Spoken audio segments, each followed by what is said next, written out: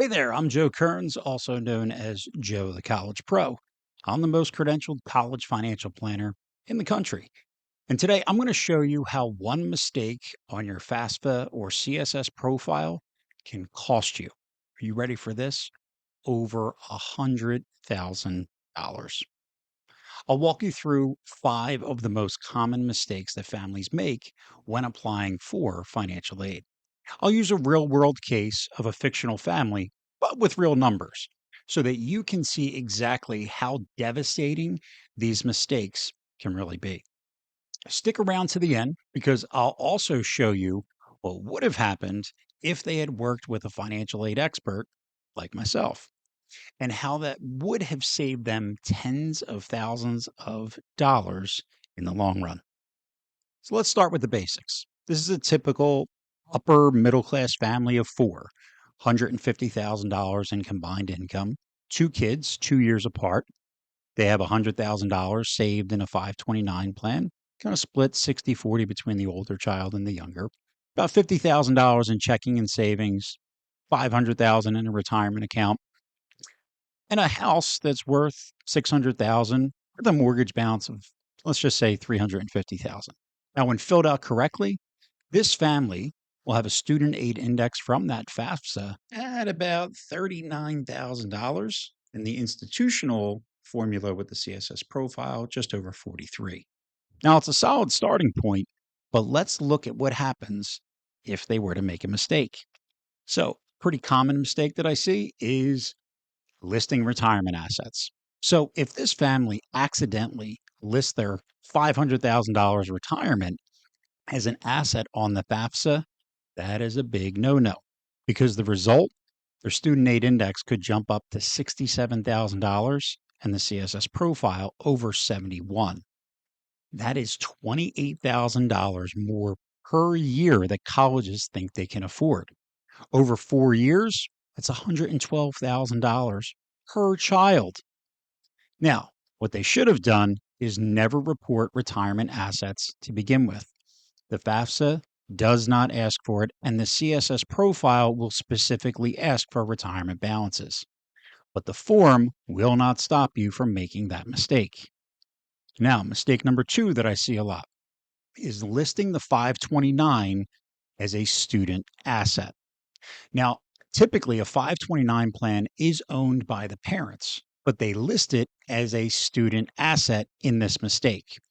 Now, that one change increases the assessment from 5.6% to 20 or even 25. Now their FAFSA SAI is $46,000 and some change, and the profile is going to say you can afford over $50,000. Now we're talking over 7 grand a year or $28,000 over 4 years, again, just for one child.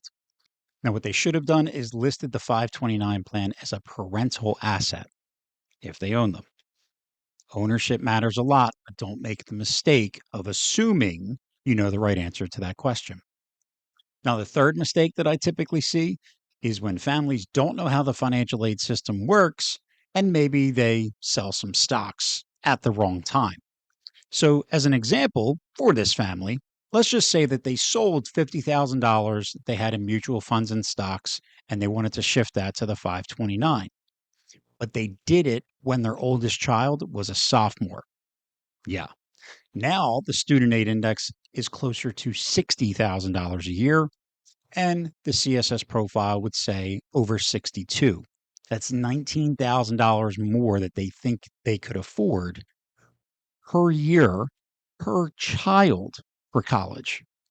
Now, this nearly $80,000 that is lost is financial aid eligibility. What they should have done, plan ahead. You see, every dollar that's in capital gains will count 100% towards your adjusted gross income. And for the FAFSA and CSS profile, even if it's only taxed at 15%, it can absolutely wreck your aid chances. Now, this mistake I've actually just seen. And this mistake number 4 is using a Roth IRA in the wrong year. So, this family, hypothetically, they took out $30,000 from their Roth IRA to buy their 16-year-old a new car. But again, sophomore year, this is that base year for FAFSA purposes. This now had their student aid index at $50,000, the CSS profile at 53, $10,000 more a year. So $40,000 total for one child. Now, what they should have done is coordinate the timing and work with an advisor who knows the true rules about financial aid. Because Roth distributions, they are going to be tax free. But if you time it wrong, they can count against you for those financial aid purposes. Now, this one, mistake number 5, I saw a lot this year, and I think it has to do with the new FAFSA that was rolled out 2 years ago. And it has to do with a IRA rollover. So, if this family were to roll over an old 401k into an IRA, let's just say $100,000, but they missed checking one box on the financial aid form that it was a rollover, their student aid index would jump up to $86,000 and the profile over $88,000. That is $45,000 and change increased for that expected contribution. Not a typo. And that is per year. Potentially, you could be seeing over $180,000 in lost aid when you add both kids together. So, what should they have done? Work with a specialist before submitting that FAFSA to make sure that everything is correct. Just one checkbox that was missed could cost you 6 figures in college payments. And now I want you to imagine that this family had worked with someone who knew the rules, maybe with somebody who's an expert in planning strategically for financial aid. Now, if they did so, that FAFSA SAI would be as low as 32,000 and the CSS profile just about 35,000. They could end up saving over $7,600 per year. Over 4 years, $30,000 per child. So you're talking about avoiding a $60,000 bill that's going to go to the colleges if you plan right. You see, financial aid isn't about luck, it is about planning. So if you have a college bound student and you are not 100% confident that you know how to go about this process the right way, now is the time to take action. You can book a free consultation with me by visiting my website, joethecollegepro.com. Or if you know that you're ready to go all in on maximizing your financial aid, minimizing your college costs, well, we got a program just for you.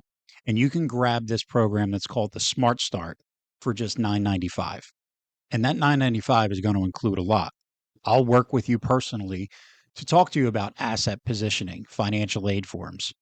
We are going to build a plan together so that you know how to tackle how you're going to pay for college without impacting your retirement. You'll also get access to the College Planning Network for 90 days. And when we first meet, we'll diagnose your situation to see if there's additional services that are the perfect fit just for you, but also make sure that you're not paying for something that you won't benefit from. Now, if you want to enroll in the Smart Start program, just head over to collegemadesimple.com. Don't let a small mistake cost you 6 figures. Get this right now and save your future self all the regret.